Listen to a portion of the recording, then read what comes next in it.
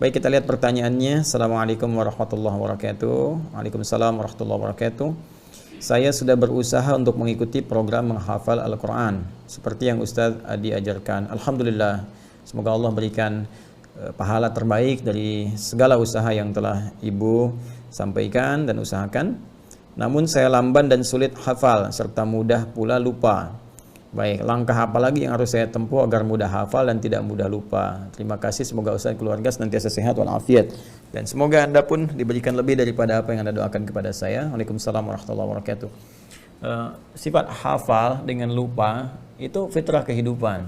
Saya mau bicara tentang lupa dulu ya. Lupa itu dibagi dua. Ada lupa yang sifatnya anugerah, ya. Anugerah untuk meringankan beban kehidupan kita, atau dalam konteks ibadah tertentu bahkan untuk menambah pahala. Ya, nanti kita bahas. Yang kedua, ada lupa yang dicela. Jadi kalau yang pertama ini sifatnya disyukuri, madah, itu kan dipuji. Yang kedua, dzam, ya mazmum, sesuatu yang dicela, yaitu lupa yang diakibatkan karena perbuatan-perbuatan maksiat. Ya ingat, perbuatan maksiat itu akan berdampak pada, mohon izin sekali, jauhnya hubungan kita dengan Allah atau melupakannya pada nilai-nilai kebaikan. Ya karena itu orang-orang yang bermaksiat itu, mohon maaf, seringkali lupa waktu sholat. Orang-orang yang penuh banyak maksiat lupa untuk baca Al-Quran. Sehingga dari sifat lupa ini jadi jauh dari sholat, jauh dari Al-Quran, jauh dari nilai-nilai kebaikan menurut syariat Islam dan sebagainya. Nah, ini yang dibawa dari maksiat. Ya. Kemudian ada lupa yang dipuji yang pertama tadi. Lupa yang dipuji ini terbagi pada dua bagian. Pertama, takhfiful haya, untuk meringankan aspek kehidupan. Jadi misalnya kalau kita diberikan oleh Allah sifat lupa dalam beberapa hal yang kiranya bisa meringankan beban kita, maka itu harus disyukuri. Ya, kita bersyukur. Bayangkan kalau semua manusia ingat terus, wah barangkali, mohon maaf itu ya, bisa jadi terganggu nanti jalan pikirannya. Jadi kena penyakit tertentu yang memberikan beban berat. Anda ingat dari mulai lahir sampai sekarang, ingat semua kejadian, gak bisa tidur Anda.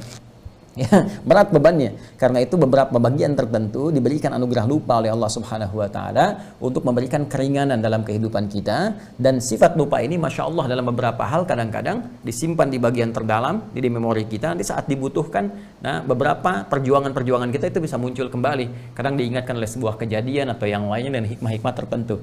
Ya, lupa dalam bahasa Arab disebut dengan nisyan. Bahkan ada keterangan dari Ibnu Abbas radhiyallahu taala anhuma yang dikutip oleh Ibnu Manzur dalam kitabnya Lisanul Arab ketika menerangkan tentang nama manusia insan. Ya, summiyal insanu insanan li'annahu 'indama uhida ilaihi fanasiya. Nah, itu keterangan Ibnu Abbas radhiyallahu taala anhuma yang dikutip oleh Ibnu Manzur dalam kitabnya Lisanul Arab. Ya, kata Ibnu Abbas radhiyallahu taala anhuma, summiyal insanu insanan, insan, manusia diberi nama dengan insan, ya, li'annahu 'indama uhida ilaihi fanasiya. Itu seakar dengan kata nisyan. Ya, nisyan yaitu lupa, dari akar katanya nasia. Kenapa? Karena manusia itu ketika berkomitmen dengan Allah itu seringkali ada sifat lupanya. Ya, ada sifat lupanya. Ya, itu karena itulah diberi nama dengan insan, ada korelasi dengan nisyan, ya kan? Nasia itu lupa, saya lupa, nasitu. Kita lupa, nasina. Maka dalam konteks kehidupan kita berdoa, Rabbana la tu'akhidna in nasina au akhtana. Ini jenis lupa yang pertama. Ya Allah, jangan biarkan kami ya Allah ketika kami lupa itu kami berbuat salah gitu. Dengan lupa kami salah. Nah, itu konteks yang tadi saya sampaikan dalam keterangan saya yang pertama. Ada lupa yang cenderung mengarah kepada maksiat. Ada lupa yang sifatnya anugerah yang tadi saya sampaikan, ya, untuk meringankan beban kehidupan. Atau yang kedua, menambah nilai pahala dalam konteks ibadah tertentu. Contohnya apa? Al-Quran. Ya, jadi ada kondisi tertentu yang orang ini nggak maksiat, ikhtiarnya banyak sekali, bahkan dia tahajud juga, dia puasa juga, dia meninggalkan maksiat. Tapi ketika menghafal Quran, kok kayaknya susah gitu. Ya, dalam tanda petik ya, padahal Allah katakan nggak ada yang susah. Tapi qadar Allah ditetapkan oleh Allah bagi orang ini misalnya nggak secepat yang lain. Orang lain misalnya dalam 10 menit hafal 1 halaman, orang ini sudah 1 jam belum hafal. Bahkan 10 jam masih terlambat-lambat. Ya, ada yang pindah lupa sebelumnya misalnya kan. Apa di antara hikmahnya? Ternyata di antara hikmahnya itu rahmat Allah Subhanahu wa taala, di antaranya untuk memberikan tambahan pahala kepadanya dengan mengulang apa yang telah dia tadi usahakan untuk dihafal. Jadi makanya menghafal Quran itu sering saya katakan bukan berapa banyak hafalan yang dikumpulkan, bukan berapa juz yang telah dihafalkan, tapi berapa banyak ikhtiar kita untuk menghadirkan Quran itu hadir dalam jiwa kita, ya, berdasarkan kemampuan usaha kita. Jadi yang dilihat oleh Allah, yang dinilai itu adalah ikhtiarnya, bukan berapa juz yang telah dihafalkan.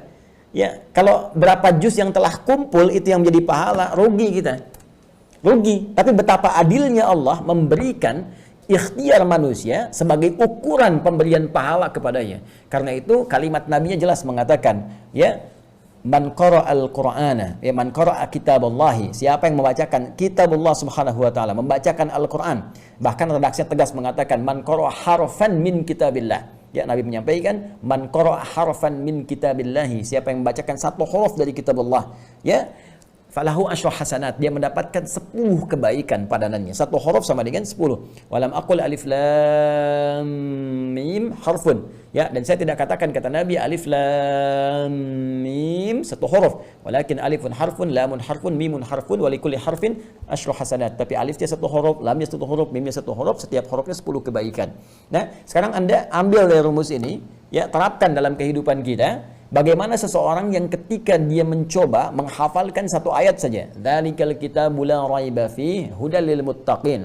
Dalam perjuangan dia, mustahil ada orang misalnya secara umumnya sekali membacakan itu, misalnya pada umumnya, ya, saya tidak mengatakan kekhususan pada orang tertentu. Secara umum dia bacakan sekali langsung selesai, hafal, tertanam kuat. Tidak. Fitrah hafalan itu kalau ingin kuat tertanam, itu dia akan ulang-ulang. Maka orang yang membacakan ayat kedua di Al-Baqarah ini, ya, mulanya dia bisa memulai dengan kalimat seperti ini misalnya bacaannya. Dzalikal kitabu, dzalikal kitabu, dzalikal kitabu, la raiba fi, la raiba fi, la raiba fi, dzalikal kitabu la raiba fi, dzalikal kitabu la raiba fi, dzalikal kitabu la raiba fi. Hudal lil muttaqin, hudal lil muttaqin, hudal lil muttaqin, dzalikal kitab, dzalikal kitabu la raiba fi, hudal lil muttaqin, dzalikal kitabu la raiba fi, hudal lil muttaqin, dzalikal kitabu la raiba fi, hudal lil muttaqin. Saya tanya pada Anda, berapa huruf yang telah saya bacakan? Hitung. Nah, berapa huruf yang telah saya bacakan? Ya. Saya ingin mengatakan kalikan dengan pengulangan yang telah tadi saya bacakan. Karena bacaannya siapa yang baca satu huruf? Saya kan baca berulang-ulang tadi. Mengulang itu kan membaca lagi. Jadi ada orang yang diinginkan oleh Allah Subhanahu wa taala melimpah dulu pahala kepadanya. Kata Allah, urusan hafal Quran nanti gampang, ya. Bagi Allah itu mudah, begitu dimudahkan menghafal semudah-mudahnya. Mungkin sekarang berjuang 1 bulan, 2 bulan sulit, tiba-tiba bisa terjadi dalam sebulan berikutnya bisa 30 juz hafal. Kalau Allah berkehendak untuk memudahkan. Ya, tapi ada sesuatu hikmah yang besar yang Allah ingin anugerahkan. Ya, kadang-kadang limpahkan dulu pahalanya. Bukankah semakin banyak pahala, semakin peluang mendapat rahmat Allah itu tinggi, paling minimal nutup dosa. Ya kan? Dosa dengan pahala kan rumusnya seperti itu formulasinya. Pahala yang ada menutup dosa yang telah dikumpulkan dari maksiat. Jadi ketika ada pahala 10, dosanya 9, maka ditutup nih. Pahala tinggal 1 lagi. Jadi kalau berbuat dosa lagi seimbang. Ya, karena itu ada rumus cepat yang cerdas dalam beramal adalah kumpulkan amalan-amalan, kerjakan amalan-amalan yang sekiranya mudah dilakukan tapi pahalanya banyak. Itu rumus ekonomi kan, modal sekecil-kecilnya keuntungan banyak gitu kan. Baca Al-Quran itu diantaranya. Baca Al-Quran diantaranya. Begitu Anda bacakan Al-Fatihah aja. Ya, Al-Fatihah kan 7 ayat. Kalikan berapa huruf? Ya, 17 kali baca dalam sehari. Itu berapa pahala dikumpulkan? Kalikan 10 lagi. Paling minimal. Nah, jadi ketika Anda menghafalkan Al-Quran, berita baiknya adalah pahami dulu rumusnya. Saya sering katakan dari awal sejak kita mengaji, kalau kita paham rumusnya, semua kita syukuri. Ya, maka rumus cepatnya sekali lagi, ingat Allah melihat pada prosesnya, pada ikhtiarnya, bukan berapa banyak yang telah kita hafalkan. Ya, nanti setelah itu terjadi, Allah berikan kemudahan kepada kita semua.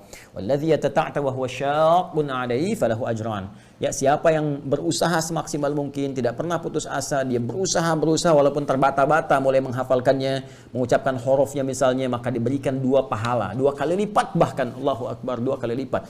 Diapresiasi kesungguhannya, Masya Allah, ini ada yang 60 tahun, saya lihat ada yang bahkan 70 tahun, itu kan, ada yang lebih daripada itu, masih berusaha menghafal, ini sangat luar biasa. Sementara orang melalaikan kehidupan akhiratnya, banyak pesta pora, banyak macam-macam, Anda kembali kepada Allah. Ya, dengan mendalami kitabnya, firmannya, ini sangat luar biasa. Dan berapa pahala yang dikumpulkan. Dan kita tidak tahu kapan kita berpulang pada Allah Subhanahu wa taala. Jadi syukuri nikmat itu dan bawa kepada semangat, jangan putus asa. Ya, dalam konteks kita menghafal. Bismillah, teruskan sampai dalam keadaan kita pulang kepada Allah dalam sedang berinteraksi dengan Al-Qur'an. Wallahu taala a'lam bissawab.